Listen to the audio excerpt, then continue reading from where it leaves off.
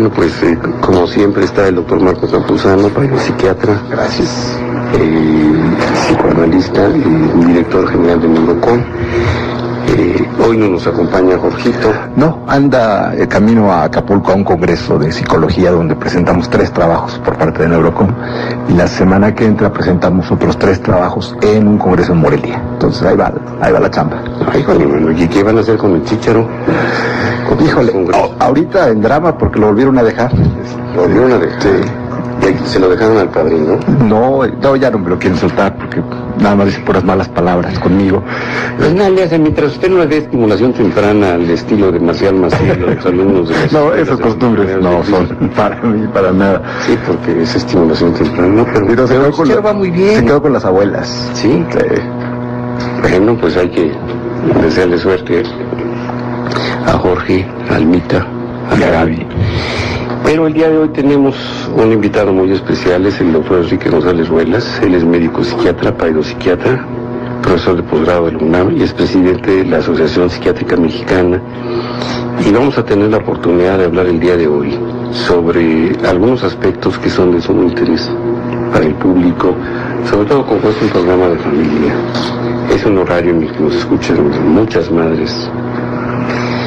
Y a pesar de que hemos constatado por las llamadas que quizá una gran parte del auditorio es de gente mayor, seguramente hay madres que viven preocupadas por lo que pudiera ser lo que llama más la atención en la actualidad, cuando ya se ha prestado el interés y la capacidad de observar de muchos padres de familia y de algunos, muy pocos por cierto, maestros, niños con probados signos de tener una inteligencia para el aprendizaje, pero que tienen fallas en determinadas áreas que se deben al que se dispersan, se distraen, no prestan atención y a veces están muy inquietos. Y aunque hace muchos años ya habíamos observado algunos médicos y con toda seguridad ustedes que había niños que se dispersaban también y se distraían, pero que no tenían ni hiperactividad ni alguna manifestación consecuente, el síndrome o el trastorno por déficit de atención constituye probablemente en el mundo de los paterfamilias quizá la entidad que más les resulta necesario conocer, como fue hace 2 o 3 generaciones la necesidad del conocimiento de la enfermedad depresiva.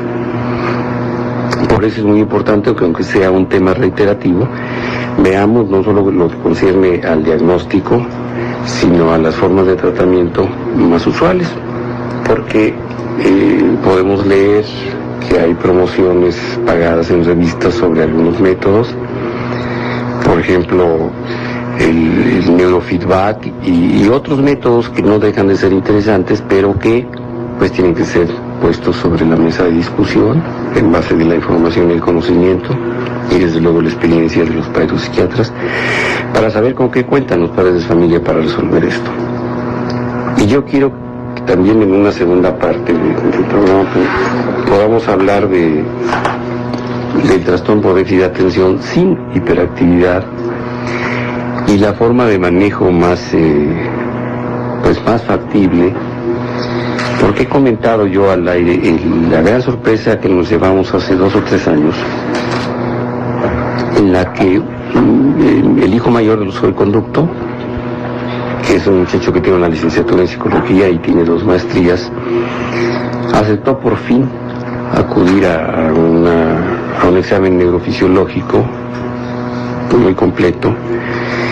Y el neurólogo con gran sorpresa le decía que no se podía explicar cómo había concluido una carrera, una licenciatura y 2 maestrías teniendo el déficit de atención que presentaba en todos los estudios que le ven. Y la realidad es que el más sorprendido fui yo, por mi estupidez, porque desde niño yo me percaté como el diálogo entre nosotros se concretaba a una palabra fundamental que era apúrate,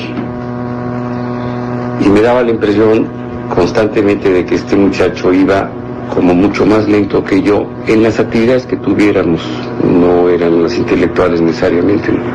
Si íbamos a caminar, si íbamos de excursión, si íbamos al súper, si íbamos a la lagunilla, siempre estaba perdido. Pues, ¿dónde está cuando ya se quedó?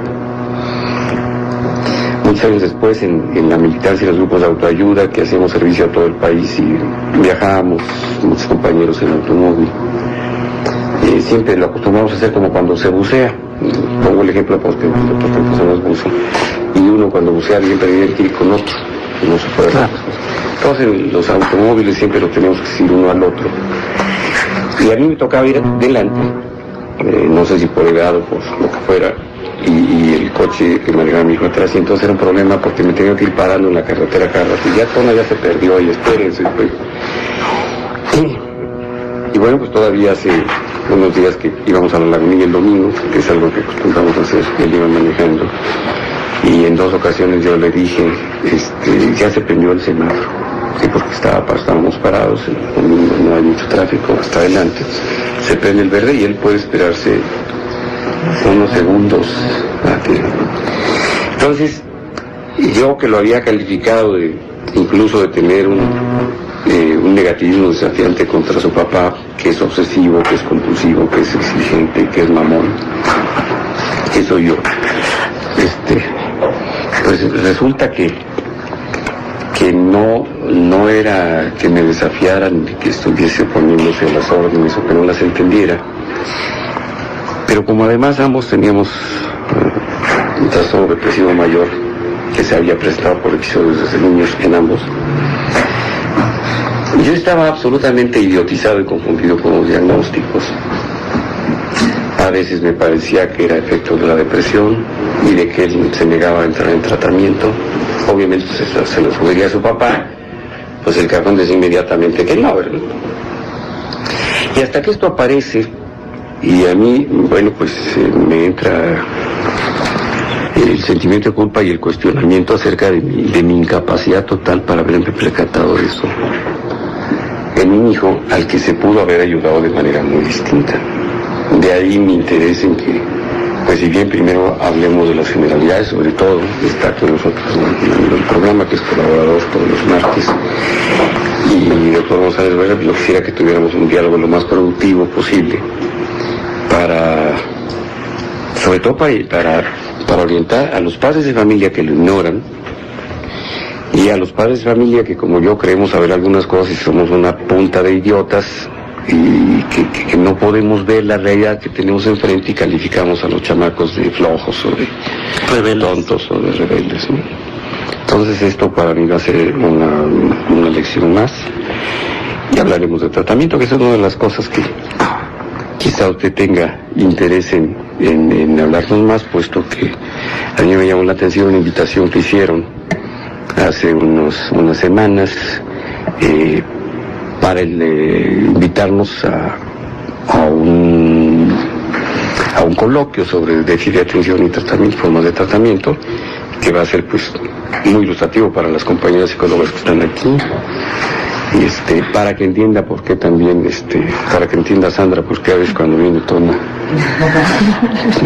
no aprieta el punto de grafo imperativo, en fin, vamos a sus órdenes.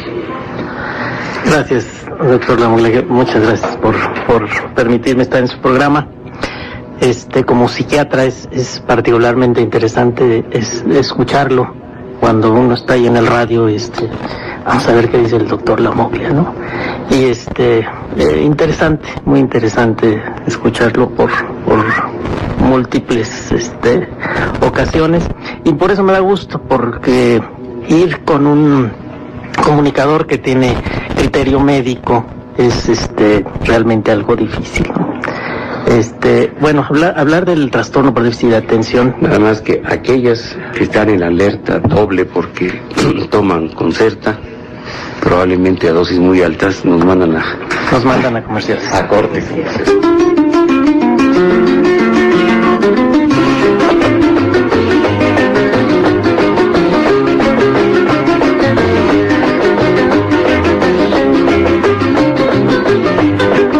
Bueno, pues entonces estamos con el doctor Enrique González Ruelas y el doctor Marco Campuzano, y vamos a tratar de explorar todas aquellas cuestiones acerca del déficit de atención que nos puedan ilustrar. Yo sí quisiera decir algo, doctor, claro, antes de darle la palabra al doctor González. Yo creo que todos los papás que tuvieron el caso así como el suyo, pues no tienen que sentirse culpables de nada. Realmente el déficit de atención viene a ser un diagnóstico nuevo, recién investigado, todavía no se saben muchas cosas de ello, y incluso a mí también como niño me tocó ser el niño grosero, el niño malo, el niño travieso, pero pues no había forma de hacer diagnóstico. O sea, es como sentirse culpable porque los españoles trajeron la sífilis, ¿no? Digo, ni sabían, no estaba investigado. Pero yo creo que lo que es importante el día de hoy es que se tienen estas situaciones, estos medios, para poder informar a una gran cantidad de gente, y que esto sí va a ser de una gran ayuda. El comentario va para el doctor y por supuesto para todos los papás que en estos momentos están dando cuenta que sus hijos tuvieron problemas en la infancia y que no fueron atendidos a tiempo, pero mucho es, bueno, falta de conocimiento, pero también mucho era que no se hacía la investigación adecuada, todavía no se tenían los diagnósticos. Los manuales de diagnóstico realmente nuevos, tienen 10 años en uso, entonces realmente esto es muy, muy joven. Pero lo que sí vale la pena es que todos los que estamos tratando de aprender, prestemos oídos a esto, ¿no? Sin embargo, fíjese que probablemente no sea exactamente mi caso, porque dentro de mis pocos tesoros bibliográficos, porque por alguna razón desconocida y mágica, los libros en mi consultorio tienen patitas y emigran, no sé para dónde. Bueno, ahora hasta las cosas es que tienen los libros, las cosas de lámina ya caminaron también 4 cuando me... Y tengo una revista que le voy a regalar de la Clínica de la Conducta, la número 2, el número es de 1968, y es sobre un simposio sobre daño cerebral mínimo, en donde escribe el doctor Urrapilleta, el doctor Velasco Fernández, no me acuerdo quién es más, pero es un simposio sobre daño cerebral mínimo, que fue el primer diagnóstico que yo conocí. En 68 yo era residente de segundo año en el Bernardino Álvarez, y evidentemente me pudiera haber orientado. Incluso me aprendí la palabra aproxexia, que era como venía el déficit de atención en ese momento como síntoma del daño cerebral mínimo. Y pues algo se me pudo haber quedado. Sin embargo, no, lo pasé por alto, y yo esperaba encontrar siempre la hiperactividad. Y esto es una de las cosas que a mí me ha preocupado más, porque cuando menos 2 o 3 casos muy cercanos el día de hoy, a mí, como ser humano y como médico, son de trastornos por déficit de atención sin hiperactividad. De ahí que la complejidad y todo lo que hemos ido encontrando en este síndrome, pues resulta interesante, pero sí, también de la responsabilidad del médico, que como yo, cuando menos de joven, pretendía tener, porque era además muy acucioso al observar.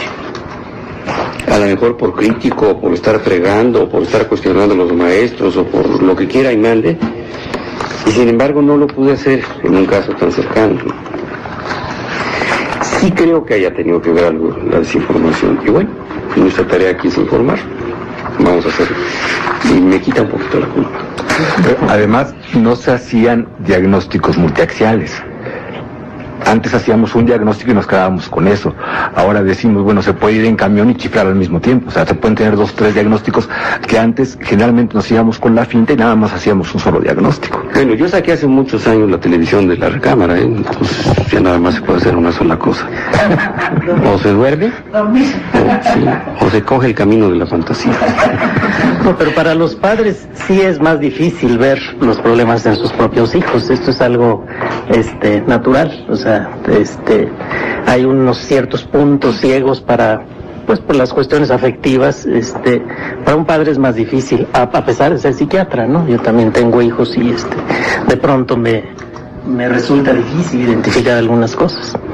Pero en particular, algo de este trastorno que yo quisiera empezar a abordar, y yo quisiera decir hacia el público, algo que me ha llamado mucho la atención es que la gente en general no entiende que el trastorno es igual a enfermedad. Muchas veces que lo he comentado dicen, ¿es una enfermedad? y se quedan sorprendidos porque decir trastorno es como más suavecito quizás. Entonces, creo que es fundamental empezar por ahí, por decir que se trata de una enfermedad en donde el principal problema es que las puertas que permiten el paso hacia el cerebro, que es la atención, a veces se cierran y a veces se abren. A mí me gusta mucho el ejemplo, cuando estoy hablando con los papás, de decirles que este problema es como si usted entrara a ver una película, a los 5 minutos se sale, y luego se vuelve a meter, y luego se sale, y así está toda la película. Usted va a tener una idea aproximada de lo que estuvo pasando en la película. Y si tuvo suerte, le tocó ver al asesino, pero si no tuvo suerte, no. Y así es como viven estos niños, con una información fraccionada, tanto de lo que pasa en la escuela, como también de lo que pasa en su casa. Entonces, muchas veces las ideas que tienen son ideas muy particulares de la realidad. Esto que decía el doctor Lamoglia, que uno le dice, pues, ¿qué no entiendes? Apúrate, ¿qué no entiendes? Tiene que ver con esto. Efectivamente, muchas cosas no las entienden porque no tienen el concepto completo. Está fraccionado y es un concepto muy particular. Entonces, lo primero sería partir de esto, que es una enfermedad. Este ejemplo resulta muy interesante, pero a mí se me viene a la cabeza, no sé por qué, los viajes del presidente de todos ustedes menos mío y de 102 radioescuchas. Con razón este güey pues no tiene la menor prostituta idea de lo que pasa con la nación, ¿verdad? Entra y sale, yo creo que la visión que tienes absolutamente. Pero este ejemplo es muy bueno, de veras. ¿El de Fox o el del niño? Ah, no, el del doctor es verdaderamente interesante porque sí se da uno cuenta de lo que está pasando, ¿no? Que no tienen la idea global de las cosas. De ahí que hay un síntoma que se llama desobediencia patológica, que desobedecen por la enfermedad. No es que quieran desobedecer, como captan las cosas a parcialidades, como captan las cosas a fragmentos, entonces uno le dice al niño, no vayas a agarrar el teléfono, nada más capta el teléfono y agarra el teléfono y lo pasa. Entonces después de eso viene un gran regaño, porque bueno, te dije que no lo agarraras. Y lo que él entendió fue teléfono, punto. Ya Rafael Velasco había señalado este síntoma y el doctor Guillermo Calderón Narváez también hace muchos años como uno de los síntomas patognomónicos, le llamaron desobediencia patológica, y me llamaba mucho la atención que las madres usaban incluso sin saberlo la intención paradójica y le decían a uno, doctor, es que es probado decirle las cosas al revés a este mocoso y también las hace mal. Sí, resulta incomprensible dentro de la lógica doméstica, pues ver con un muchacho que parece ser inteligente, que decidió irle al América en lugar de los Pumas en este último campeonato, pues no puede entender una pequeña orden de lo más simple. Bueno, pero ahorita tiene lógica ir a la América. Bueno, de la también ya expresión perdieron. orgásmica del pájaro. Sí, le clavaron 3 otra vez al Pumas el fin de semana. ¿Le clavaron 3? Otra vez. Todavía tiene potencia. Tomaron Levitra seguramente. Porque clavarle 3 al hilo al año, pues yo creo que solamente con sildenafil, alguna de estas cosas, ¿no? Habrán ustedes expertos. Bueno, pero vamos nosotros ya en serio. ¿Cuándo, si pudiésemos hablar de algún momento histórico, cuándo aparece en el interés de la psiquiatría y la pedopsiquiatría este trastorno, esta enfermedad? El interés, en general, el interés en los niños viene a partir del año 1900, por ahí, cuando la gente empezó a darse cuenta que los niños también eran personas. Y esto vino más bien con una revolución pedagógica más que médica. Ay, con María Montessori en 1900. Exactamente. Entonces, esta focalización, esta atención hacia los niños fue haciendo que se describieran varias conductas. De hecho, hay descripciones que podrían parecer trastorno de atención desde el año 1910 aproximadamente. Pero no es hasta por ahí de los años 60 que se configura como diagnóstico y se le llama inicialmente daño cerebral mínimo, después se le llamó disfunción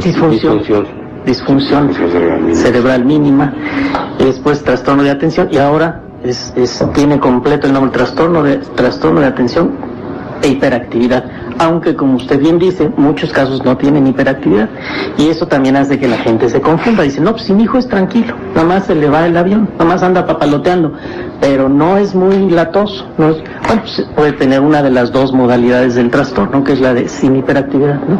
En donde básicamente hay que identificar un problema de atención y un problema de impulsividad.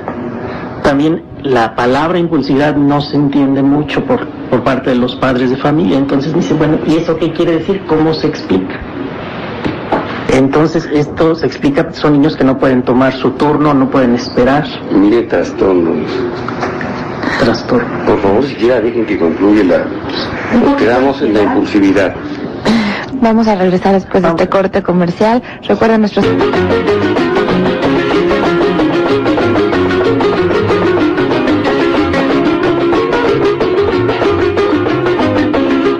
Estamos en la impulsividad. Sí. ¿Y cómo reconocer la impulsividad? Un niño impulsivo es aquel que responde antes de pensar. Diríamos que lo contrario de la impulsividad es la reflexividad. Es el que salen los sentimientos tal como aparecen, ¿no?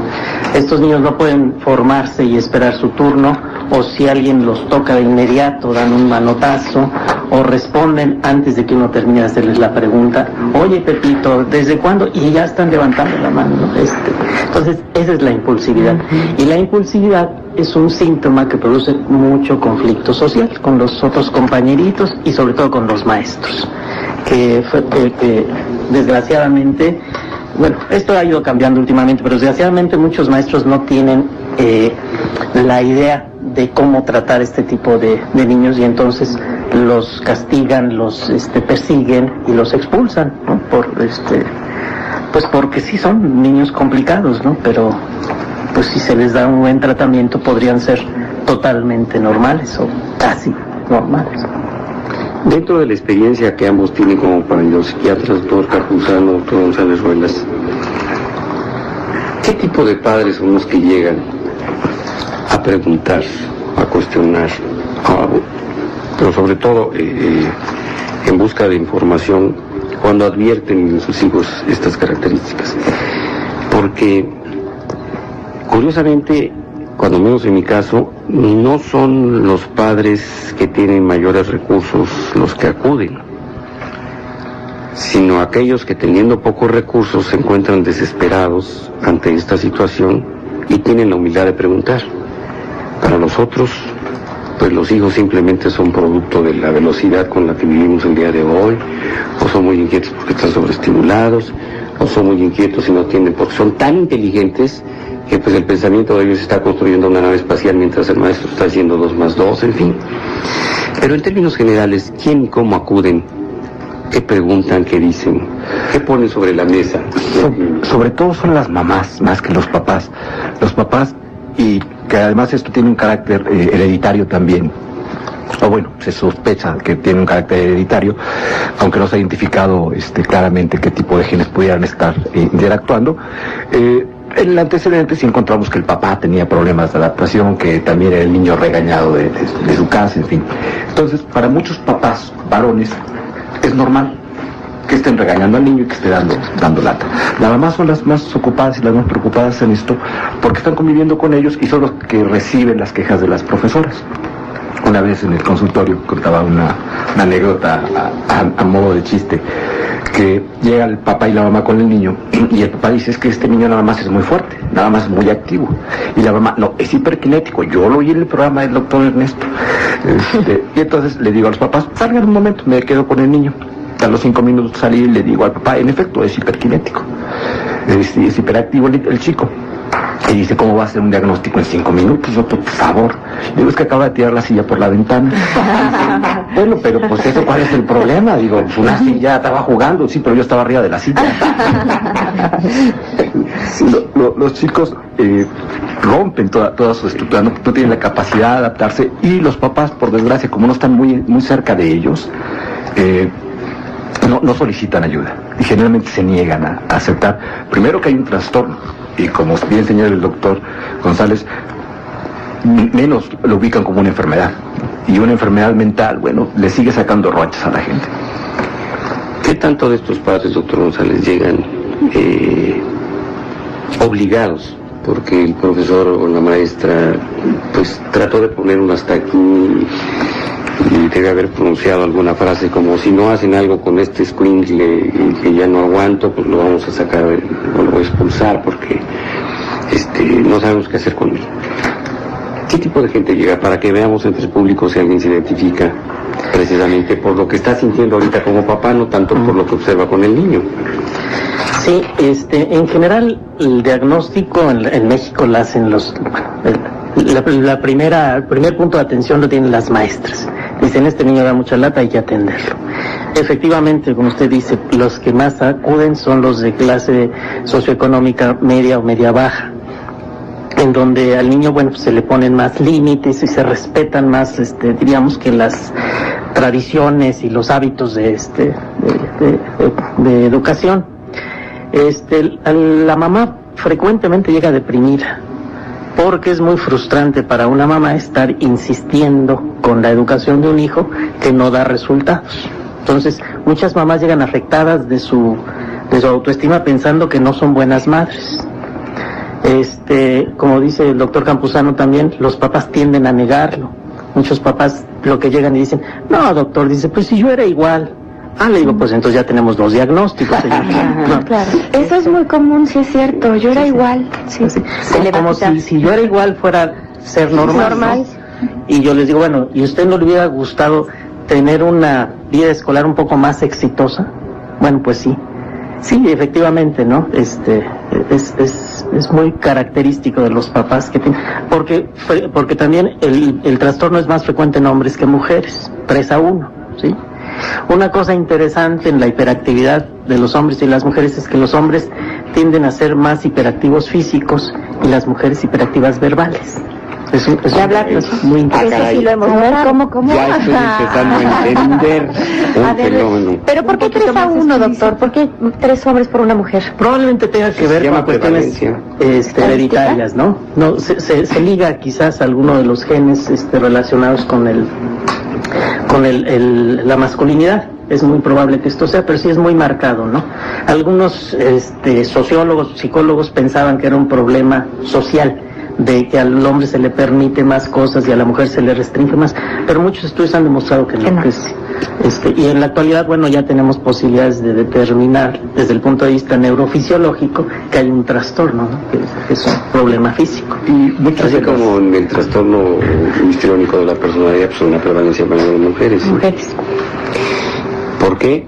No tiene nada que ver con el histeroso útero, pero la prevalencia existe. Y muchos elementos de desarrollo neuronal vienen en el cromosoma X. Y las malvadas mujeres traen 2, se traen repuesto. Y los hombres nomás traemos una. Y si está fregado, ya, valió. Sí. Hijo, ¿cómo no tenemos repuesto para otras cosas? Ay, sí. ¿Qué más? Entonces llegan los papás, ¿y cuál es el primer planteamiento? Lo primero que dicen es, doctor, le traigo a mi hijo, pero no quiero que tome medicina porque me lo va a hacer adicto. Así dicen de entrada. Lo cual es un grave problema. O sea, hay un prejuicio grave, muy importante, en donde se piensa que los medicamentos para estimular la atención producen adicción. Es un mito. Esto es algo que está ya científicamente probado, no resulta así. Es más, existen estudios que nos hablan de que los niños que no han sido tratados tienen más propensión a desarrollar adicciones. ¿Por qué? Porque al llegar a la adolescencia, si fueron rechazados toda la primaria, si fueron maltratados por el papá, por la mamá, pues su resentimiento social es tal que se desvían hacia cuestiones más antisociales, ¿no? Entonces, el medicamento, vale la pena mencionarlo, no produce dependencia, no produce adicción. Vamos a hablar del medicamento en su momento. Ahorita estamos empezando apenas con la fase de diagnóstico, pero sí llama profundamente la atención lo que acaba de decir el doctor González, porque efectivamente lo primero que nos dicen es eso. Yo creo que la experiencia del doctor Campuzano también habrá algo similar. Y quiero decirle que esto también ha sido producto de una desinformación por una información dolosa que llega hacia el público.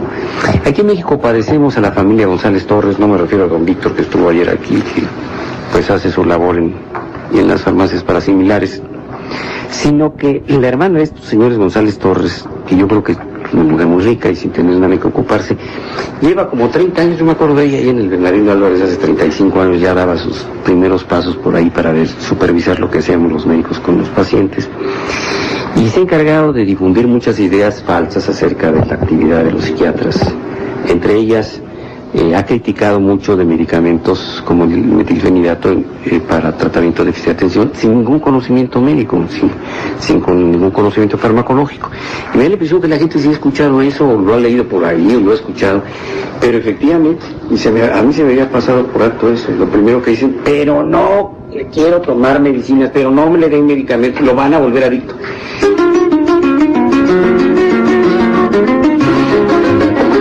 Hablando de lo que dice esta señora con esta patología tan peculiar, la Virginia González Torres, fíjese lo que dice doña Consuelo Peralta, nutrióloga desde 3 años desde Monterrey, Nuevo León.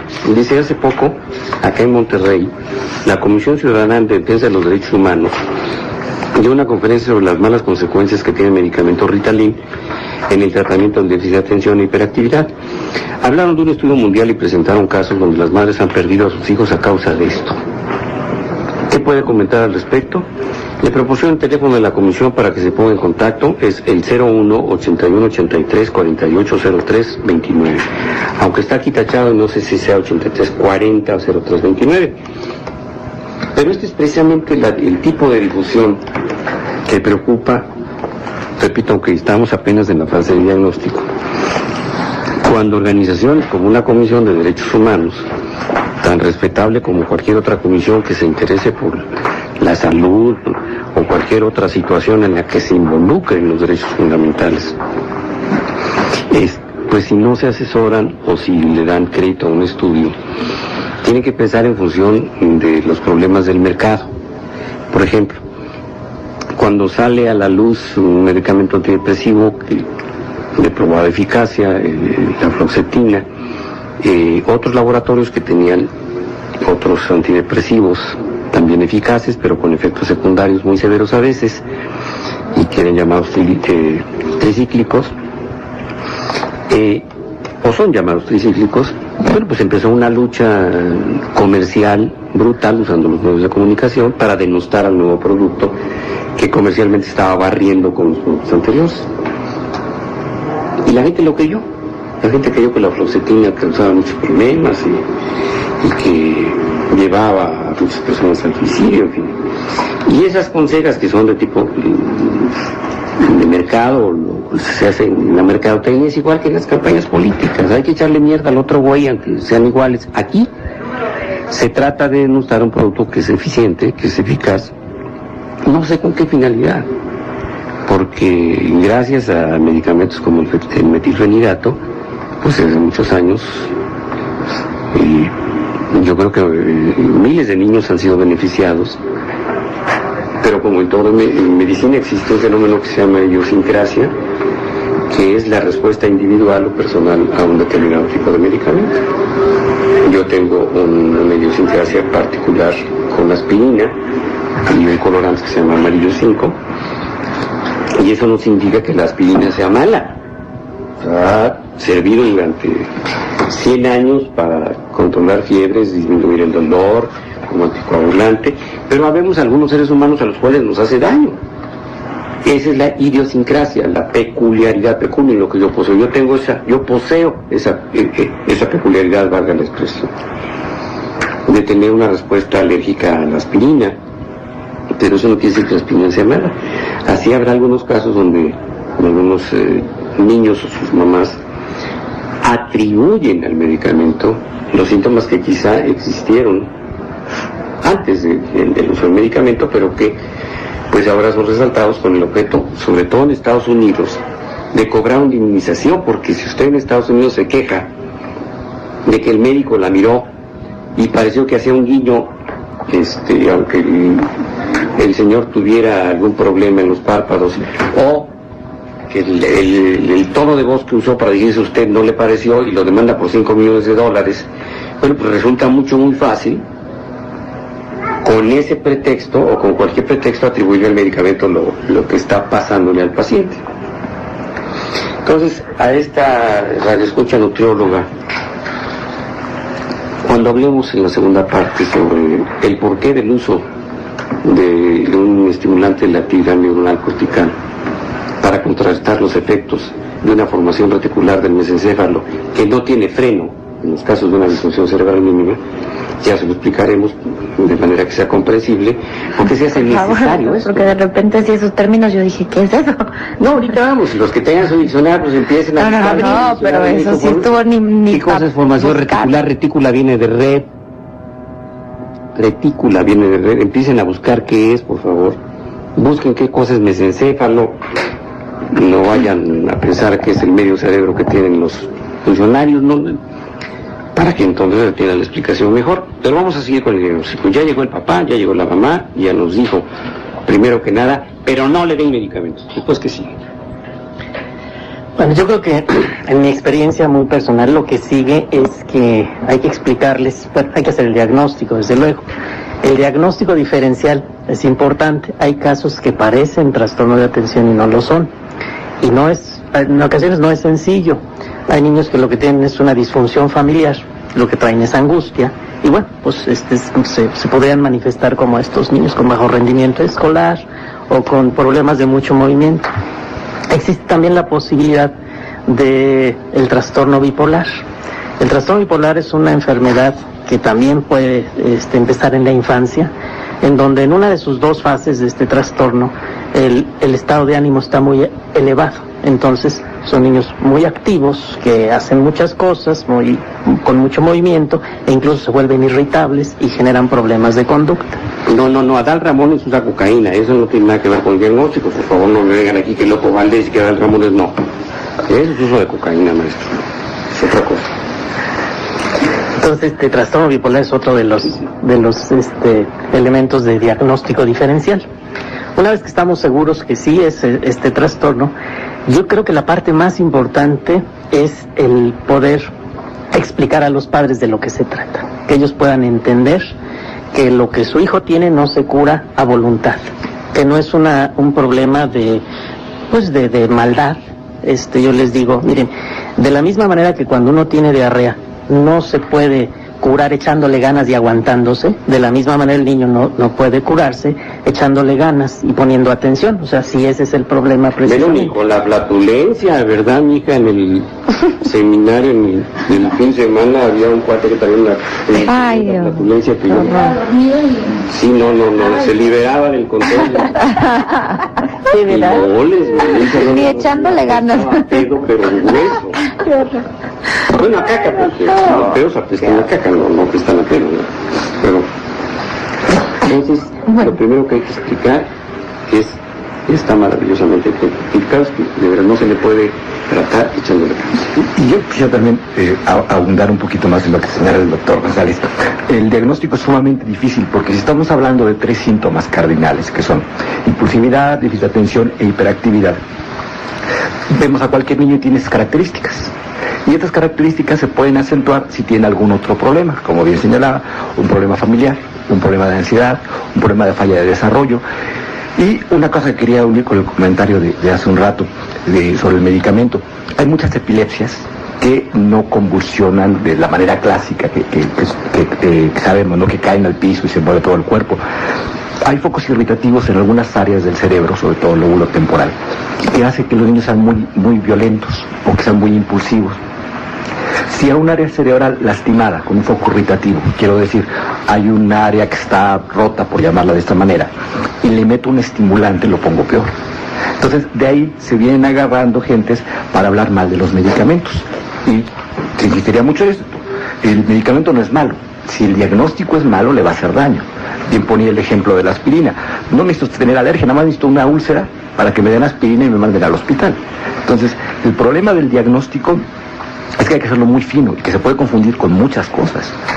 Entonces hay que ser muy profundo y que el diagnóstico no se puede hacer en una sesión o dos, sino hay que apoyarse de otros especialistas con otra visión también. Aunque el niño tira el autocampusano con todo homicidio por la ventana.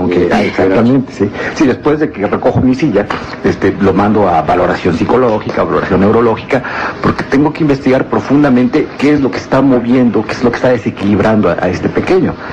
Hay un área cerebral que no acabó de desarrollar, o es un problema familiar que le está rompiendo su equilibrio, que sus capacidades no le son suficientes para adaptarse a ese ambiente.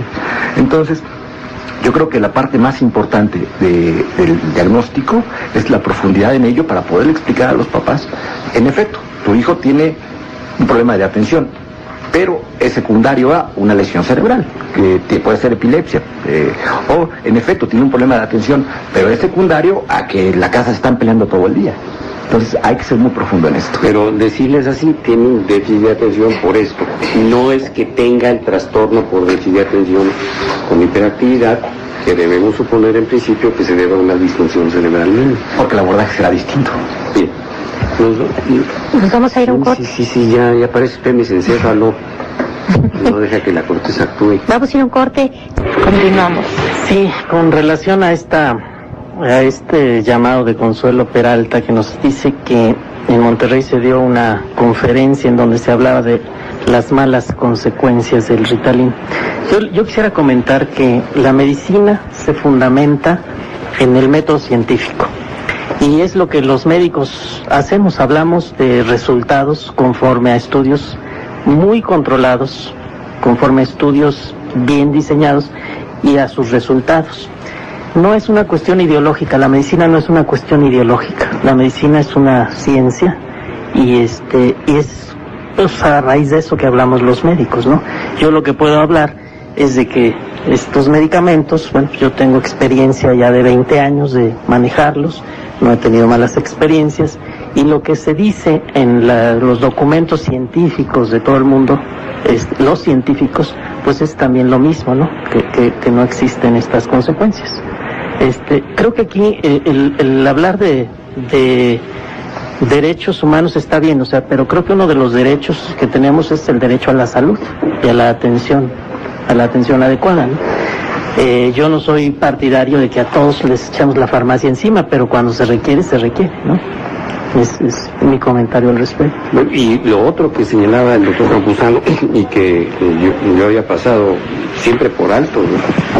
Pensando exclusivamente en idiosincrasias, yo había saltado esto que dice, un mal diagnóstico, por ejemplo, un niño que no tenga un trastorno por déficit de atención, que tenga, por ejemplo, una disfunción del lóbulo temporal, y si le administra un medicamento, un estimulante, y por supuesto puede ser un cuadro psicótico, es decir, sacarlo de la realidad. Y lo mismo pensarán todos aquellos, y ya lo vamos a explicar, porque a estos niños, cuando se les da un ansiolítico, es decir, un depresor del sistema nervioso con el objeto de quitar actividad, lo que sucede es un efecto paradójico. Hace muchos años, para diagnosticar daño cerebral mínimo, en lo que se llama una prueba terapéutica, le dábamos 1 o 2 cucharaditas de Valium, de diazepam, a estos niños, y si encontrábamos que los síntomas se agravaban, casi podíamos jurar que se trataba de un daño cerebral mínimo, como se llamó entonces. Bien, entonces, dentro de los ejes diagnósticos, estos 3 grandes síntomas, ¿cómo se pueden explorar correctamente? Bueno, se propone que sea un grupo multidisciplinario o interdisciplinario, porque con las formaciones distintas entre neurólogos, psiquiatras, psicólogos, pedagogos, todos tienen una visión parcial del problema, pero si los podemos juntar todos, vamos a tener una visión más holística, más amplia sobre el caso. Porque yo en el consultorio puedo hacer una exploración a través de las preguntas a los papás y voy a encontrar que tienen en efecto todos esos síntomas y todas esas características. Son niños que están en movimiento todo el tiempo, no paran de estar jugando, pierden las cosas, se les olvidan los lápices, pierden los suéteres, ya llevan 3 suéteres en el transcurso del año académico y apenas van 2 meses. En una época fui el papá que compró más suéteres de México, tiro por viaje. Aunque había un tambote en la escuela donde iban los papás, pues, pero como todos los suéteres eran igualitos, pues, para encontrar... Por eso luego les ponen el nombre bordado y pegado y bueno. Pero imagínate, si yo no sé prender el radio, si podría saber bordado. Bueno. Entonces estaba aquí conmigo. Entonces todas estas características hay que medirlas en base a qué las puede estar provocando. Entonces hay que meterse mucho a la exploración de la familia, que esto es lo que mete mucho ruido, porque es difícil encontrar una familia que funcione en armonía total. Y esto siempre da vergüenza y da culpa. Entonces, si yo sé como padre que no estoy tanto tiempo en casa, no platico tanto con mis hijos, no sé quiénes son sus amigos, Yo intuyo de alguna manera que no estoy muy cercano a mi hijo. Me va a dar mucha pena que se metan a explorar esa área. Peor aún, sí, le pongo sus mandarinas a la esposa, ¿no? Si llego borracho, si tengo amante, si me voy con mis cuates a echar tragos, esto me va a dar mucha preocupación porque entonces me van a echar a mí la culpa. Entonces me empiezo a defender y ese es el primer obstáculo para hacer el diagnóstico, la familia. Los papás entran muy resistentes a esto, sobre todo cuando, digamos, que hay cola que les pise, ¿no?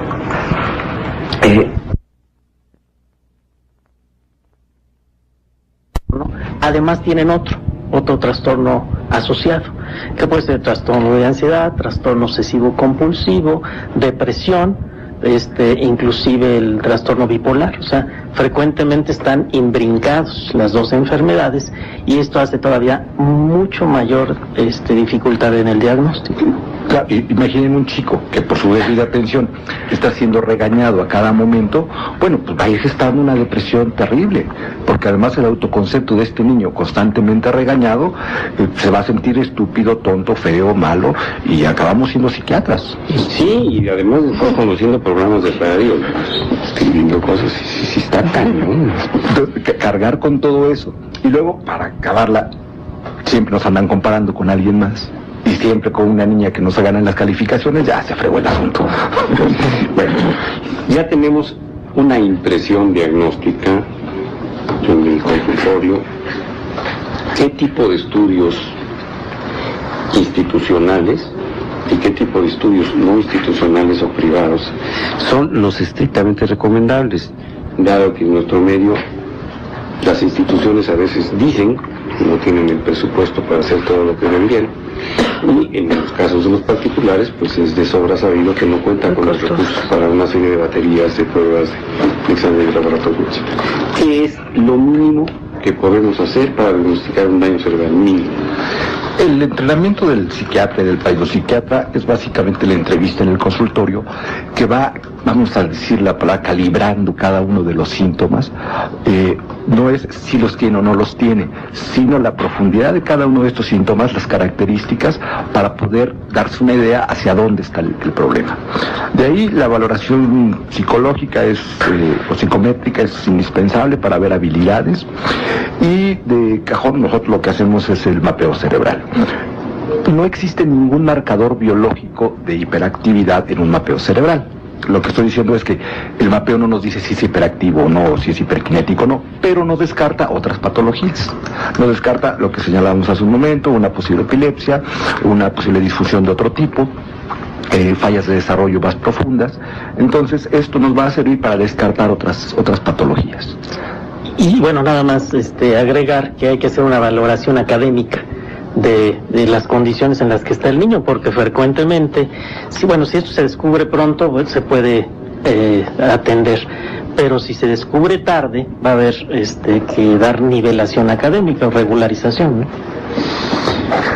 Vamos a ¿Qué hago? ¿Le aprieto al Grafenberg?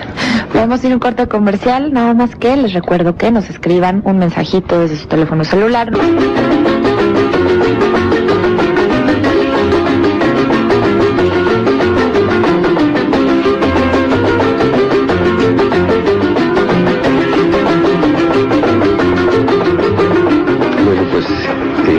Sin déficit de atención, Karina nos manda que sigamos hablando de esto.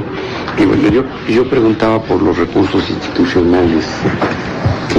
¿Qué oferta hay para, digamos, una pareja de escasos recursos o de clase media que primero no cree en las ciencias del comportamiento, se ve obligada a ir, pretexta justamente que no tiene recursos y va a una institución que puede ser cualquier servicio a la comunidad, Seguro Social, ISSSTE, Salud Vital? ¿Qué hay como oferta de tratamiento en la actualidad para estos niños? Desgraciadamente todavía es muy pobre la oferta de tratamiento. En las grandes instituciones lo que se hace es mandarles su medicamento.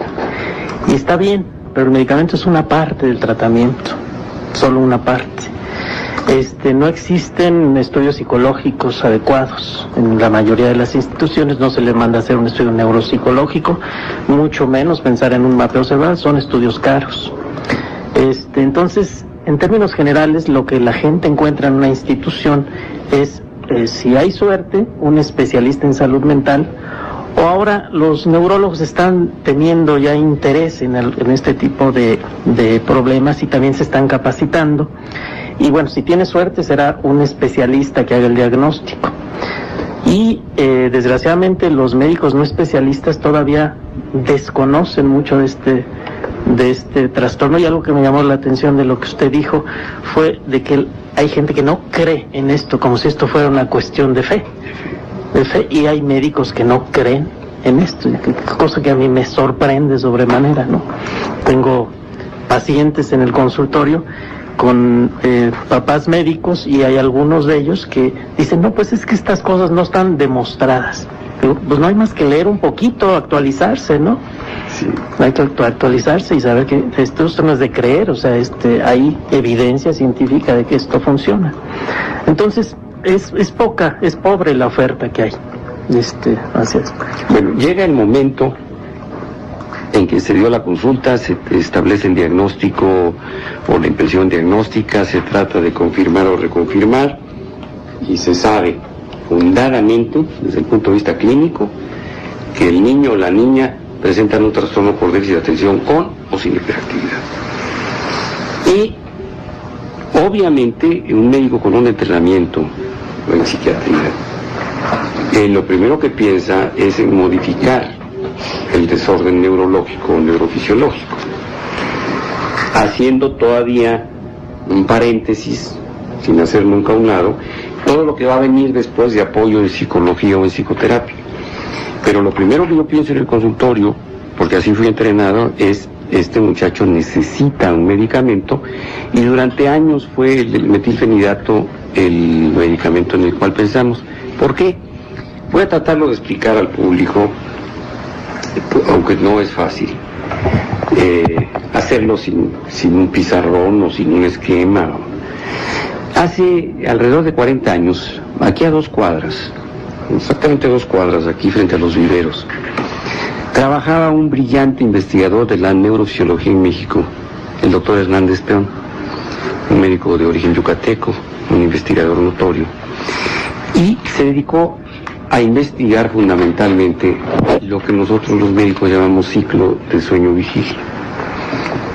Pareciera que para todo mundo el estudio del sueño y la vigilia, hace 40 años, pues era algo así tan remoto, tan inimaginable, que parecía una curiosidad, sin darnos cuenta que la tercera parte de nuestra vida la pasamos dormidos, y que esa tercera parte de nuestra vida pues debió ser siempre de interés para las ciencias del comportamiento y para la medicina. Pues el doctor Hernández Peón se encargó de hacer probablemente uno de los 2 estudios mejor fundamentados sobre los ciclos de sueño-vigilia. Y él encontró que esta mecánica de actividad o de vigilia y de somnolencia, sueño o pérdida de la vigilia tenía que ver con 2 estructuras de nuestro sistema nervioso. Una de ellas, que rige normalmente o naturalmente todas las actividades que están jerárquicamente por debajo, que es la corteza cerebral, que es como la gran rectora de muchas de las actividades, y otra, hasta entonces relativamente desconocida en su función principal, que está radicada en la parte del cerebro medio o mesencéfalo, y que es la única organización o grupo de células organizadas que pueden contrarrestar los efectos de esa jefatura, esa ejecución de la corteza cerebral. Son los demás, serían el legislativo de los 3 poderes. Si aquí el ejecutivo manda una orden, y si es una pendejada, pues el legislativo la puede parar. Así es la formación reticular del mesencéfalo. Pero hay lugares en donde el legislativo, que se llama parlamento, tiene mucho más fuerza que el poder ejecutivo, que el rey, o que el primer ministro, o que el presidente. Dependiendo del equilibrio de estas fuerzas, es que hay funcionalidad en la ejecución de las órdenes o los reglamentos en un estado, en un gobierno. se necesita el equilibrio del que tiene el poder y de una parte que está un poquito más abajo, incluso llaman Cámara Baja la Cámara de Diputados, que controle la fuerza ejecutiva. Cuando el Ejecutivo está mal, como es el caso actual del país, donde no hay mando, donde no hay poder, donde no hay autoridad, donde es un desmadre, donde el señor se larga tras los calzones o las faldas de quien ya sabemos que comparte con él el poder, o como le quieran llamar a lo que comparte, la cabañita acogedora, lo que sea. Entonces, hay un déficit de autoridad, un déficit de poder, es un desmadre, nadie sabe para dónde jalar. Todo está mal, es irregular, no hay control, no hay ejercicio de la autoridad, no hay ejercicio presupuestal, se miente, etc. Ese desmadre del que está hasta arriba, del ejecutor, lo puede controlar el poder legislativo, la Cámara. Ese es el mesencéfalo en este caso. Entonces, cuando hay una disfunción cerebral, el mesencéfalo actúa y empieza a tomar el poder. Pero, según los estudios de Hernández Peón, eso tiene que estar en un equilibrio correcto, que solamente permite la vigencia o la prevalencia de la corteza cuando hay vigilia, o de la formación reticular del mesencéfalo cuando hay sueño. Eso es lo que sucede en daño cerebral mínimo. Si la corteza no funciona, la actividad del mesencéfalo es la que predomina, y la actividad del mesencéfalo es una actividad impulsiva. Es una actividad que no está regida por el juicio ni por la atención. Entonces, un niño que depende de su actividad mesencefálica es un niño con hiperactividad. Es un niño con dispersión de la atención, es un niño impulsivo. Entonces, ¿qué es lo que hay que hacer? Hay que estimular esa corteza que está fallando, esa corteza que está mal, esa corteza que disfunciona o que está débil. Que sería lo mismo aquí que tener un ejecutivo fuerte, un poder ejecutivo fuerte. Vendría el equilibrio entre poderes. Mientras no haya ese equilibrio, pues todo es un desmadre, es un desorden, es un trastorno, disorder en inglés. El desorden en inglés se traduce como trastorno en castellano, pero para que ustedes lo entiendan, porque repito, les funciona cuando menos 2 neuronas funcionales, valga la redundancia. Entonces, eso es lo que sucede con un niño con un daño cerebral mínimo. No funciona la corteza, que es la rectora, la que ejecuta, la que dicta, la que determina, la que da las órdenes. Y entonces el mesencéfalo está, dale, y el niño no tiene control. ¿Qué es lo que hay que hacer? Hacer fuerte la corteza. ¿Cómo se logra? Estimulándola. Ese es el papel del metilfenidato. Por eso, aunque es un estimulante del sistema nervioso, cumple exactamente la función de tranquilizar, calmar o equilibrar. Por eso, lo primero que pensamos los médicos es en dar un medicamento que cumpla esa función. No podemos dejar que el mesencéfalo active constantemente porque hay una corteza que no rige correctamente. No sé si hice el ejemplo bien o mal, doctor. Por cierto, Hernández Peón nunca ha sido reconocido con el valor que tiene en la actualidad. Aquí hay que reconocer a los futbolistas, o hay que reconocer a los zampones, o a los malandrines, o a quien sea, pero pues los científicos, que se los lleve la fregada, que ya están todos los cuates, se llevan muy bien, y pues hay a veces vuelta. Fue un ejemplo neuropolíticamente correcto. Hay una pregunta acá de Luz María Hernández, del Estado de México. Dice: doctor, mi hijo tiene 7 años, tiene déficit de atención, se lo diagnosticaron hace 2,5 años en el Hospital Federico Gómez. Después lo canalizaron a otro hospital. Le mandaron carbamazepina y Ritalin, que es el metilfenidato del que estamos hablando, para mantenerlo tranquilo desde hace 1 año. Finalmente lo llevé con un homeópata, quien me dijo que le suspendiera ese tratamiento y ahora está tomando medicina homeopática. Yo quiero saber si esto es correcto o no. Creo que con la explicación que acaba de dar el doctor Ernesto, la respuesta es más que clara. Bueno, pero hay quien cree en las flores de Bach, en los imanes, en los tés, como yo comprendo. Yo estoy tomando ahorita mi té para la próstata. Bueno, hay de todo en la viña del Señor, pero vamos a encontrar una explicación.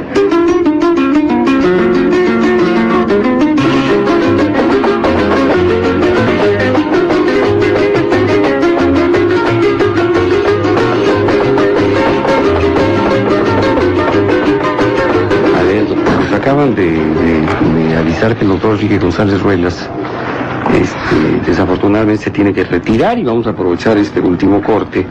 Hace unos días se impartió un seminario sobre toxinopodencia y a raíz de la aparición de unas nuevas presentaciones de metilfenidato, y ya no es una presentación que hemos conocido durante los últimos 35 años, y que tiene dosis diferentes que quizá permitan una elasticidad, una mayor comodidad en el manejo terapéutico.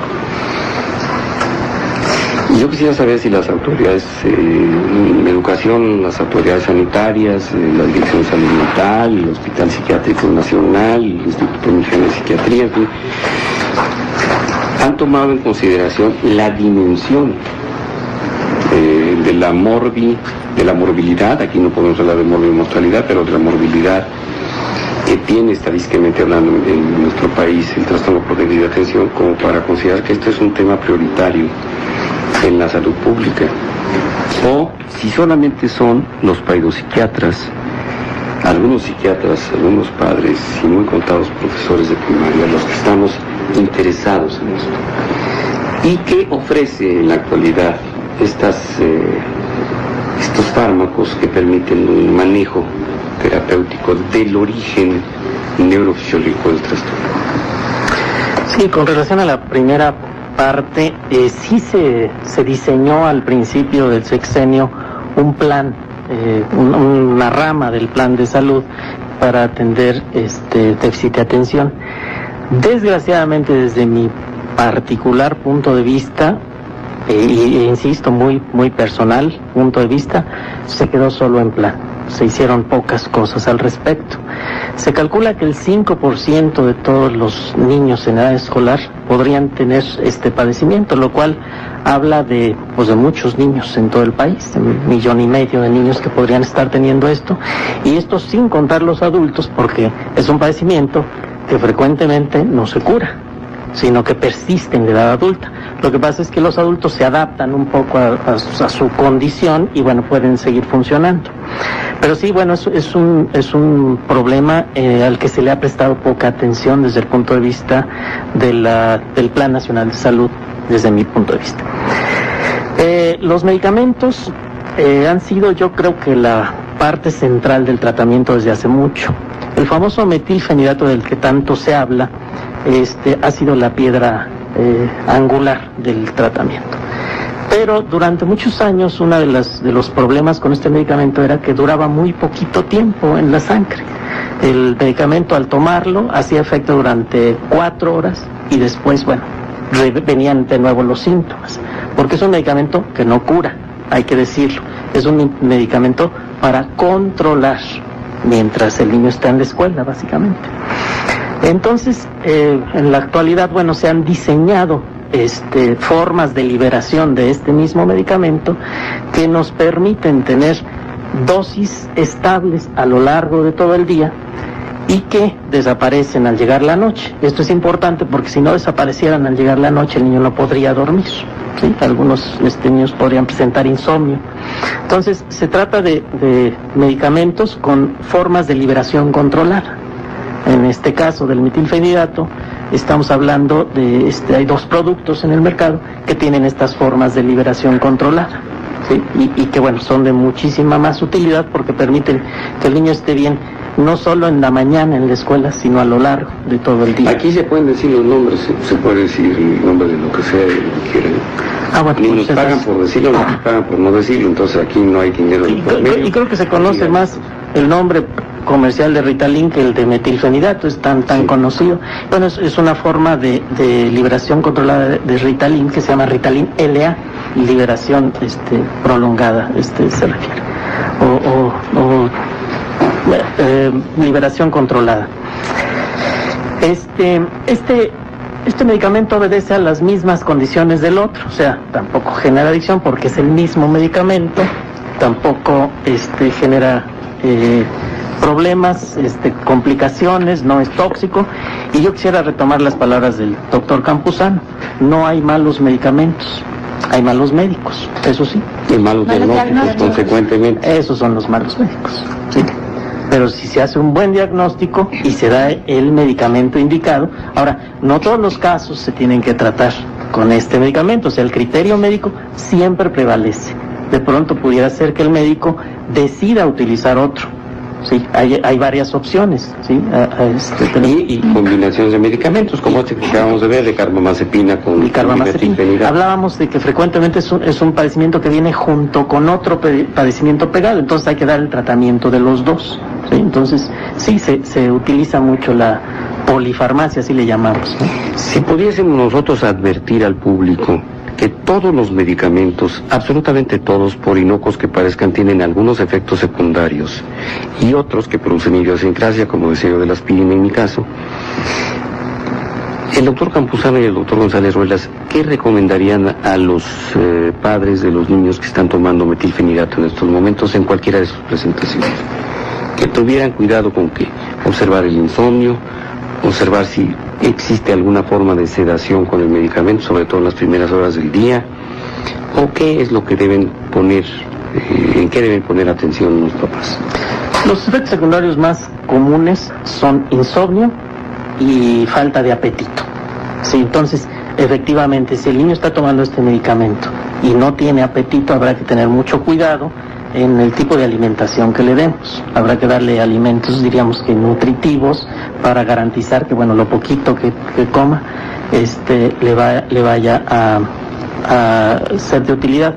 Aunque también existen algunos estimulantes del apetito que podrían ser de utilidad, ¿no? Un jarabito que se toma, le estimula el apetito y se corrige. Si se presenta insomnio, seguramente habrá que corregir la dosis. Eso quiere decir que el medicamento todavía está presente al llegar la noche. E incluso habrá casos en donde el medicamento no sea el indicado para ese niño y habrá que utilizar algún otro medicamento. Entonces, son básicamente los principales problemas. Algunos niños se quejan de dolor de estómago con el medicamento, pero es en los primeros días de tratamiento y luego desaparece. Muy bien. Y por último, ya que el doctor González Ruelas se va a tener que retirar, yo quisiera que usted le dijera a los padres de familia algo que los tranquilizaba relativamente en función de toda esta monserga, de toda esta basura de la información que se ha tenido precisamente por las acciones de medicamentos así cuando son administrados a quien no los necesita o requiere otro tipo de medicamentos. ¿Cómo se le puede tranquilizar al público? Bueno, la confianza que el médico da a sus pacientes es fundamental. Hay un concepto en medicina que se llama adherencia terapéutica. Es la capacidad que tiene el sujeto de pegarse a su tratamiento, de tomarlo. El tratamiento de estos niños es un tratamiento de los papás. O sea, si los papás no están convencidos, son los encargados. Si no están convencidos, realmente no podrán administrar el tratamiento. Deben entender que el tratamiento es parte, el tratamiento farmacológico es una parte, pero también hay que hacer cambios en cuanto al manejo del niño. Hay manuales específicos para los padres para saber cómo identificar los problemas, cómo manejarlos. Por ejemplo, hay algunos programas de manejo de fichas en donde a los niños se les dice, bueno, mira, si logras estos objetivos al finalizar la semana o el mes, vas a tener una ventaja o un premio. Esto estimula a los niños y los hace enfocar más su atención, ¿sí? Hay ejercicios específicos para la atención, ejercicios que tienen que ver con buscar cosas en alguna ilustración, buscar figuras o identificar, por ejemplo, un juego que les podemos decir, vamos a buscar todos los Volkswagen verdes que tengan un 7 en la placa. Y entonces eso estimula la atención. Esos son ejercicios de estimulación. Bueno, pues Abraham se ha dedicado a buscar todos los minutos en que nos debemos callar la bocota porque nos vamos a corte comercial y le ha ido muy bien en su terapia para recuperarse. Nos vamos a un Si terminaste tu bachillerato, la universidad te... Pues no sé, Aaron, a ver si nos podría explicar un poco más. Los campamentos de temporada, hacia lo que hacía referencia, que en verano hacemos campamentos abiertos a todo el público que se inscriba, más o menos, ¿qué se busca en un campamento? ¿También de todas las edades o siguen manteniendo? De 6 a 14 años lo seguimos manteniendo ahí. Adicionalmente hacemos algunos otros campamentos de 15, y ahí no hay límite de edad hacia arriba, que lo llamamos para jóvenes y no tan jóvenes, que vamos a los rápidos, rapeleamos, ponemos algunas tirolesas, y estamos en contacto público. ¿Qué es rapelear y qué es rapelear? Pues les digo. Los nacos, como yo comprenderé, pues no. Pues a ver, Sandra, que nos explique un poco. Es bajar de unas alturas como de 30 metros. Como nos yo lo bajamos, hice hace unos meses. Bajamos de una cascada con un arnés, entonces te vas deslizando y te vas dejando ir así hacia abajo. Yo me moría del miedo, no pude creer que lo hice, pero sí. Pero no se necesita estar muy fuerte como No, Tyson o alguna cosa. No. No, Porque a si es mí para- me invitaron ellos a participar a ese campamento especial para ya no tan niños. Y hice eso, no lo puedo creer que haya bajado yo de una cascada de 30 metros, nada más con una cuerda y te vas dejando caer. Eso es lo que es rapelear, ¿no? Hay unos que ni cuerda necesitan para bajar como 30 puntos abajo en las encuestas, pero ¿qué más se hace? Bueno, un campamento de temporada es un programa un poco diferente a los campamentos para jóvenes que platicaba Sandra en lo que nos acompañó. Son campamentos que duran 6 días y pues se planea todo un programa con una logística bien definida, que es desde que los niños entren en contacto entre ellos, con juegos diseñados para que se conozcan, para que adquieran confianza con el grupo, que desfoguen toda la energía que traen después de un viaje de camión, y hasta actividades que se van complicando un poquito más, que se van haciendo más entretenidas y que van desde juegos, rallies, deportes, hasta cosas manuales, algunos otros. Ahí ese sonido actividades parece de puerta de campamento. fantasma, ¿verdad? Es la puerta de aquí, sí. Por ejemplo, una fogata, no puede faltar una fogata en un campamento, ¿verdad? Es uno de los momentos más importantes en un campamento de temporadas. Y en fin, hay una diversidad de actividades muy bien planeadas, con anticipación, con mucha preparación y con mucho esfuerzo de los formadores que preparan un campamento para estos niños que nos acompañan. Ahora, a mí me sigue sorprendiendo todavía la posibilidad de que existan padres de familia. A mí me cuesta todavía trabajo decir padres y madres, gente y genta, pueblo y puebla. Pero yo sigo hablando como cualquier naco y me cuesta trabajo imaginarme cómo padres todavía cuestionan el hecho de que sus hijos convivan con otros niños o niñas, como si esto fuera un pecado capital, que tiene que ver con la lujuria o con no sé con que tantas cosas y que tanta caca tenga en la cabeza un señor o una señora, ¿verdad? ¿Cómo le hacen ustedes para convencer a un padre o a una madre de que el que sus hijos se desprendan de su tutela por unos días, pues no los va a convertir en víctimas de abuso sexual, no los va a volver perredistas, no van a quedarse en la sierra para unirse al FPR o como se llamen ahora los inventos de la Secretaría? ¿Cómo lo logran? Bueno, primero que nada es hacer conscientes a los papás de que si vamos a un campamento, vamos a correr, jugamos fútbol, hacemos rallies, nos podemos caer, nos podemos raspar como cualquiera. Y esos son los accidentes que pueden surgir. Los incidentes también de la semántica. Los incidentes que pueden De surgir. veras, ustedes no tienen que ir con un formador de imagen como los mamarrachos que cobran 40,000 varos por una conferencia, ¿no? Pero sí, la semántica es muy importante, son incidentes, pasan en cualquier Los parte. incidentes, y creemos que pasan mucho más, es mucho más peligroso la casa, subir y bajar las escaleras. Sí, ya lo vimos hace ratitos. Sobre todo que bajamos corriendo con la presión. Todas esas cosas, estamos más expuestos en nuestro ámbito en el que nos movemos día a día, en lo cotidiano, que en un campamento que estamos cuidando muchas cosas más. Estamos cuidando en qué terreno vamos a jugar, que sea seguro. Estamos cuidando, desde luego, quienes van con nosotros a los campamentos, a estar al pendiente de sus hijos. Los capacitamos en las actividades que van a hacer con sus hijos. Entonces, definitivamente ahí, el que nos ocurra cualquier incidente, es mucho menor la posibilidad que estando en su casa. Eso sí, definitivamente. Bueno, pero si una persona no lee ni periódicos, como es muy común, seguramente no se habrá enterado que la mayor parte de los accidentes en niños ocurren dentro del ámbito del hogar. Bueno, y además de que sean en casa, yo creo que el principal factor que causa un accidente, que produce un riesgo, es la ociosidad. Es estar 3 semanas de vacaciones metido en tu casa sin de nada que hacer, huelgón, ¿verdad? y que no tienes otra cosa que ir a averiguar qué hay en tu alacena y a qué sabe el cloro o salir a correr a la calle porque ya estás harto de estar encerrado, ¿no? Es precisamente nuestro primer método de seguridad. Sin supervisión. Exactamente, sin supervisión. Nuestro primer método de seguridad es pues hacer un programa bien diseñado que mantenga a los niños activos en algo productivo, en algo que les interesa, en algo que les está generando un... Miren, también ponen la bandera nacional como yo, entonces son campamentos nacionalistas, Sí, cuando menos en esencia, porque en los territorios ocupados y las zonas nadie se van a campamentos, pero a Canadá o a algún otro lugar del mundo, ¿verdad? Y teniendo toda la diversidad y la belleza que hay en este país, pues a veces eso puede salir sobrando. Sí, pero qué bueno. Y aprenden lo que significa la bandera, porque yo hasta me traje mi artículo ayer porque ya estaban protestando que por qué el doctor pone la bandera y que por qué trae un moñito y que si el desafuero y quién sabe qué cosas. Y bueno, pues la bandera es un símbolo, del cual también se han olvidado los niños, ¿verdad? También.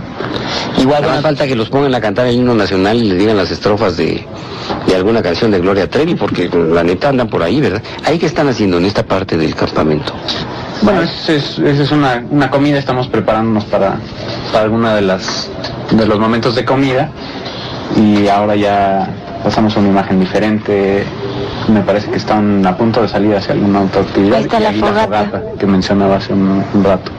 Ahora, el aprendizaje de estos niños en los campamentos, cuando se refiere a los términos de biofilia, el amor a la naturaleza, ¿llegan a cobrar conciencia de lo que esto realmente significa como para persistir en su necesidad de seguir conociendo qué pasa en su entorno, por qué existe la tierra, los vegetales, los animales, etcétera? A ver, ¿vamos a un corte? Sí. Sí, bueno. Su salud es... Entonces, ¿que sí se aplica la biofilia? Que era el interés fundamental de todo el rollazo del programa.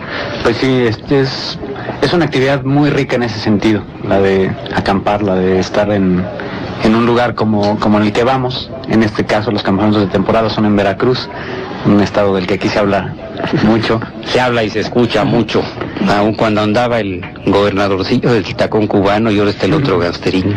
En la zona boscosa de Veracruz es un rancho en el que pues se cumplen a la vez que tenemos las necesidades para que el campamento se desarrolle lo mejor posible, como son cabañas, baños, salones de usos múltiples y demás, pero a la vez en un contacto directo y muy cercano con la naturaleza, con un lugar hermoso en el bosque, un lugar donde llega la neblina en la tarde, donde hay una temperatura agradable, donde la vegetación pues te rodea por donde veas, ¿no? Y es realmente un lugar muy, muy hermoso.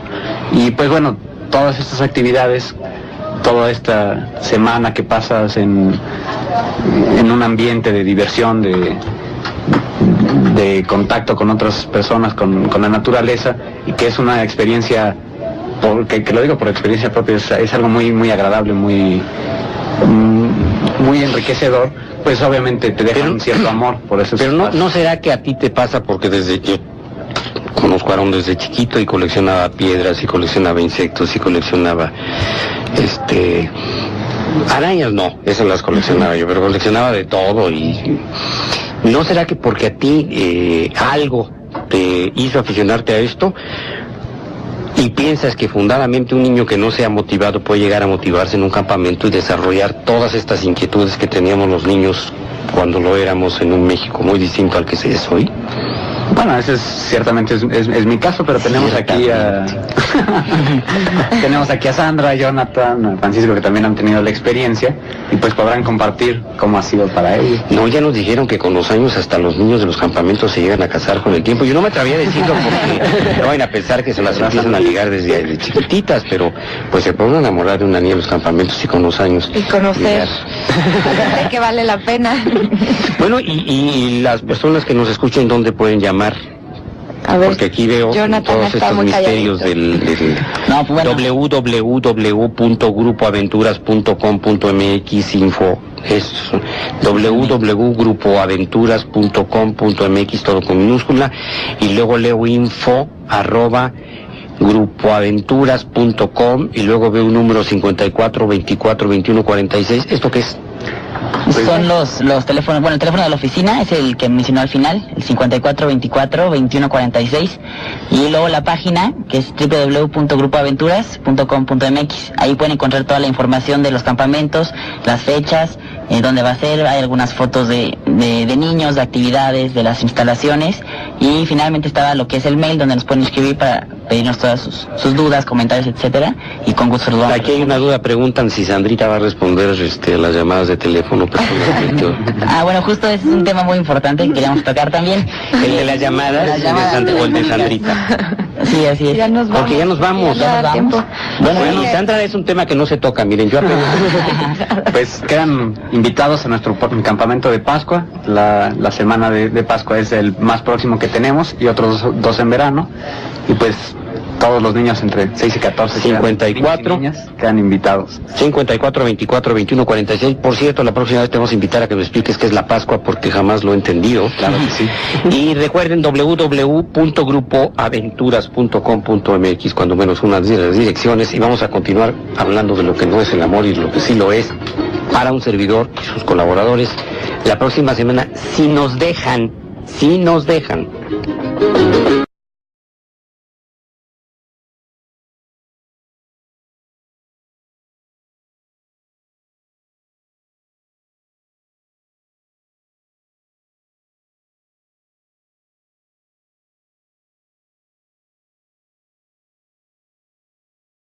Y doctor González Vera, yo quisiera que tuviéramos un diálogo lo más productivo posible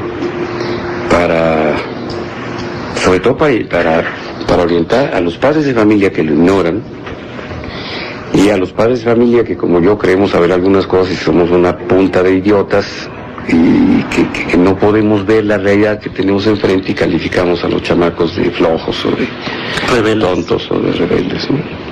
Entonces esto para mí va a ser una lección más, y hablaremos de tratamiento, que es una de las cosas que quizá usted tenga interés en hablarnos más, puesto que a mí me llamó la atención una invitación que hicieron hace unas semanas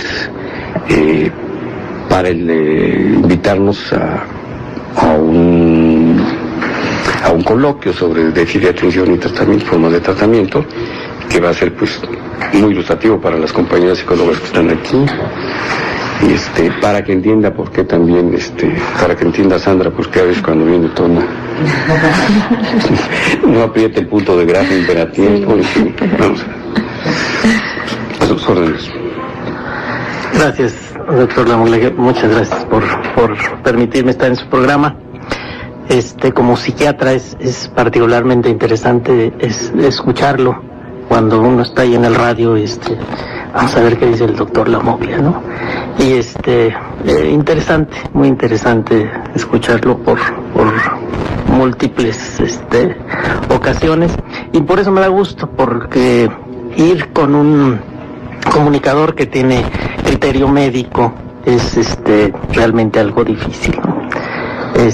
Bueno, hablar del trastorno por déficit de atención. Nada más que aquellas que están en alerta doble porque toman Concerta.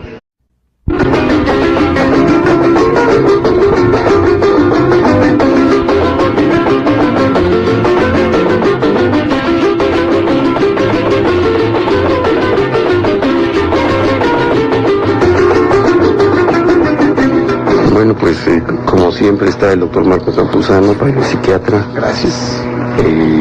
Psicoanalista y director general de Neurocom. Hoy no nos acompaña Jorgito. No, anda camino a Acapulco a un congreso de psicología donde presentamos 3 trabajos por parte de Neurocom, y la semana que entra presentamos otros 3 trabajos en un congreso en Morelia. Entonces ahí va la chamba. Ay, híjole, mano, ¿y qué van a hacer con el Chícharo? Híjole, ahorita en drama porque lo volvieron a dejar. ¿Lo volvieron a dejar? Sí. ¿Se lo dejaron al padrino? No, ya no me lo quieren soltar porque nada más dice puras malas palabras conmigo. Pues nada, le hace, mientras usted no le dé estimulación temprana al estilo de Marcial Maciel a los alumnos de las... No, esas costumbres no son para mí, para nada. Sí, porque es estimulación temprana, no, pero se va muy bien. Se quedó con las abuelas. Sí. Bueno, pues hay que desearle suerte a Jorge, a Almita, a Gaby. Pero el día de hoy tenemos un invitado muy especial, es el doctor Enrique González Ruelas. Él es médico psiquiatra, psiquiatra, profesor de posgrado de la UNAM y es presidente de la Asociación Psiquiátrica Mexicana. Y vamos a tener la oportunidad de hablar el día de hoy sobre algunos aspectos que son de sumo interés para el público, sobre todo como es un programa de familia. Es un horario en el que nos escuchan muchas madres. Y a pesar de que hemos constatado por las llamadas que quizá una gran parte del auditorio es de gente mayor, seguramente hay madres que viven preocupadas por lo que pudiera ser lo que llama más la atención en la actualidad, cuando ya se ha prestado el interés y la capacidad de observar de muchos padres de familia y de algunos, muy pocos por cierto, maestros, niños con probados signos de tener una inteligencia para el aprendizaje, pero que tienen fallas en determinadas áreas que se deben al que se dispersan, se distraen, no prestan atención y a veces están muy inquietos. Y aunque hace muchos años ya habíamos observado algunos médicos y con toda seguridad ustedes que había niños que se dispersaban también y se distraían, pero que no tenían ni hiperactividad ni alguna manifestación consecuente, el síndrome o el trastorno por déficit de atención constituye probablemente en el mundo de los paterfamilias quizá la entidad que más les resulta necesario conocer, como fue hace 2 o 3 generaciones la necesidad del conocimiento de la enfermedad depresiva. Por eso es muy importante que, aunque sea un tema reiterativo, veamos no solo lo que concierne al diagnóstico, sino a las formas de tratamiento más usuales, porque podemos leer que hay promociones pagadas en revistas sobre algunos métodos, por ejemplo el neurofeedback y otros métodos que no dejan de ser interesantes, pero que pues tienen que ser puestos sobre la mesa de discusión en base de la información y el conocimiento y desde luego la experiencia de los padres psiquiatras para saber con qué cuentan los padres de familia para resolver esto. Y yo quiero que también en una segunda parte del programa, y a mí me tocaba ir adelante, no sé si por edad o por lo que fuera, y el coche que manejaba mi hijo atrás, y entonces era un problema porque me tenía que ir parando en la carretera cada rato, y ya Tona ya se perdió y espérense pues. Y bueno, pues todavía hace unos días que íbamos a la Lagunilla el domingo, que es algo que acostumbramos a hacer, él iba manejando, y en 2 ocasiones yo le dije, ya se prendió el semáforo, sí, porque estábamos parados, el domingo no hay mucho tráfico, hasta adelante, se prende el verde y él puede esperarse unos segundos a que... Entonces, yo que lo había calificado incluso de tener un negativismo desafiante contra su papá, que es obsesivo, que es compulsivo, que es exigente, que es mamón, que soy yo.